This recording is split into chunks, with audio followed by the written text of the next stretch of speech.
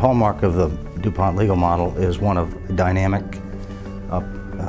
processes in which we examine everything we do year over year with an intent of raising the bar and in the spirit of continuous improvement. So apropos to Steve's points, that's why this thing is still alive and well and vibrant, and one that we continue to try and improve year over year.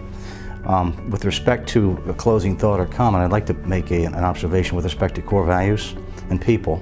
Core values are something that drive many corporations. They all have a set of core values. In our case, it's safety, environmental stewardship, ethics, and people. And we call it respect for people, which embraces diversity. In our line of work, diversity is a critically important element in that our law firms are our ambassadors to the external world. They need to mirror and reflect the changing demographics that we're experiencing here and certainly globally in order to advance the DuPont company's interest. And until law firms understand that and the critical importance of that, we will continue to see steps backwards during recessions when the face of the firm can change dramatically through reductions in force, which disproportionately impact attorneys of color and women, regretfully. So they have to understand how strategically important it is to that firm and how they're going to be able to position themselves and compete in the year 2010 and well beyond.